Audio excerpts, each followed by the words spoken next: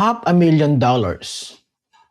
That's roughly what federal public servants had to hand back this year after putting personal spending on a taxpayer funded credit cards.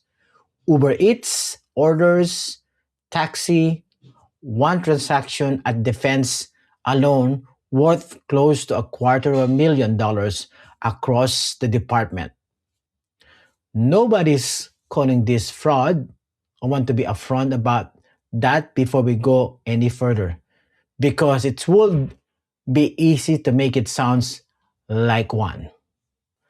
But here's the actual question worth asking.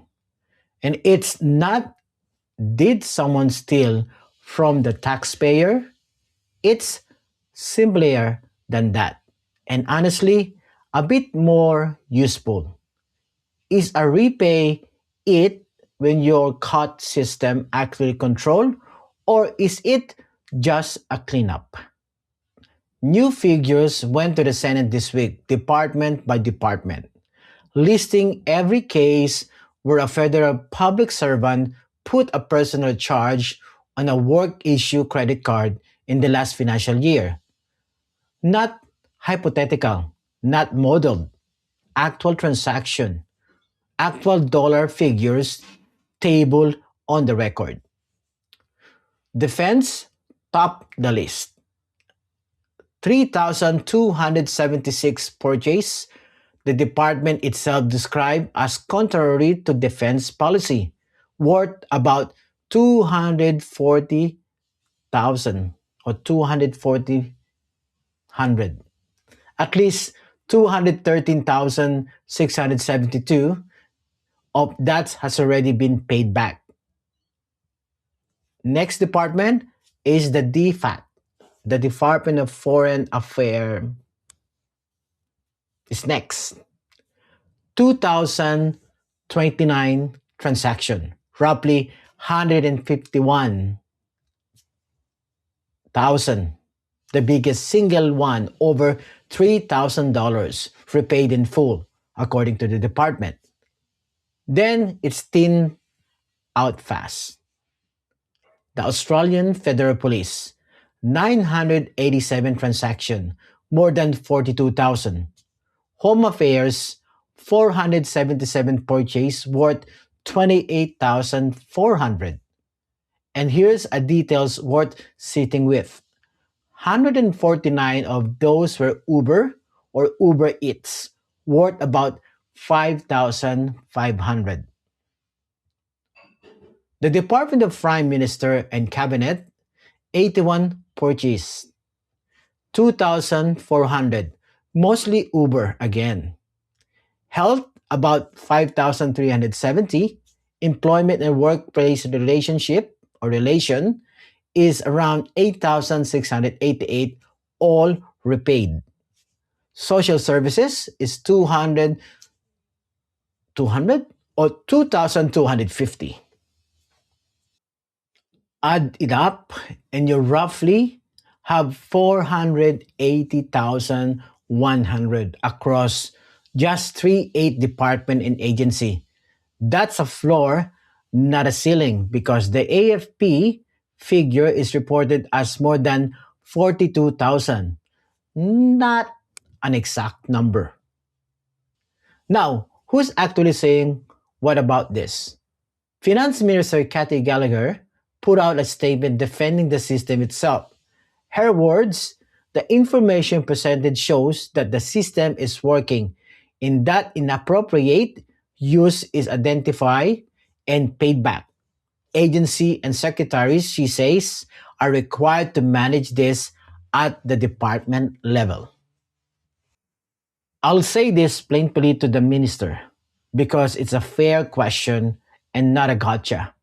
If the test for working is the money eventually come back, almost any control system pass that test eventually. The real test is whether the rate of this transaction is going down, and nothing in what have been tabled tell us that. Deputy Opposition Leader Jane Yun takes the other read. Her line, While it is encouraging that these purchases are identified and a vast majority repay, the scale is concerning. To be fair to her too, concerning is doing a lot of quiet work in that sentence. It's criticism without actual proposing a fix, which is its own kind of easy position to hold from opposition. So here's what I can actually tell you. Addressing both of you directly, Minister, the system caught it's not the same claim as the system is working well. And those two things get blurred every time this comes up. Ms. Humes, if the concern is real, coalition had years in government running the same card program under the same repay on detection model. That's not a new failure mode. Nobody currently in the office has actively redesigned it. This is it isn't evidence of theft or of criminal misuse. Every department quoted here says personal spending is banned on these cards and the money keep coming back. It is compliance system built entirely around catching mistakes after they happen at a rate of thousands of transactions a year. That nobody in government seems especially interested in re-engineering into something that stop the mistake before the receipt. That's the mechanism worth naming here. Not corruption, just weak prevention wearing. The system is working. Level because that failure get fixed eventually. Two other things from this week worth a mention. First, Roblox. The e-safety commissioners has accepted a court enforceable undertaking from the gaming platform after finding gaps in its child safety system, including the audits could send connection requests to kids without parental consent and that children's account weren't set to private by default. Roblox has 3 months to fix it or face penalty up to 100 million. Communications Minister Annika Wells says the company's founder looked her in the eye and promised it would happen faster. About 1.7 million Australian children use the platform, according to eSafety own figures.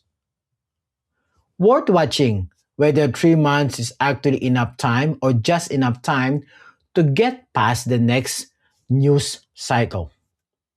Second, the migration numbers fight got louder.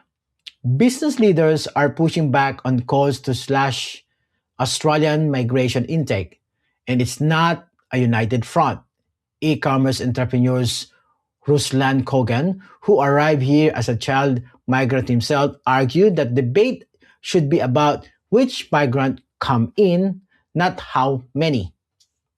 Aged care operator Isha Oberoi says her business is 45% visa holders and she doesn't know how the sector function without them. One nation wants the permanent intake cut to 130,000. The government currently sitting at 185,000. Nobody's landed on a number yet, and the gap is exactly where their fight is going to live for a while. Tomorrow, Friday the 21st, is the deadline for public submission on Labor's negative gearing widow tax fix and the change that stops someone who inherit jointly owned investment property from spouse losing their existing negative gearing treatment. That fix was the price of coalition support for the NDIS savings bill, which were covered in a deep this week. And today was the last sitting day of this parliament fortnight. NDIS, gambling advertising, and the widow tax all got resolved this week as one linked set of trades between the government and the opposition. What that cooperation actually costs each side politically is still an open question. It's one we'll come back to once Parliament back in session. $500,000 back in account doesn't mean the system broken. It also doesn't mean it's fine. It means the government caught what it caught this year, the way it's always caught it. Whether that good enough is genuinely up to you to decide. I've told you what actually know and where I don't. That's it for today. See you again to another episode of Inside OSPO. This is Miko Santos. And don't forget to subscribe to our Substack. And our website is financialregister.com.au. See ya.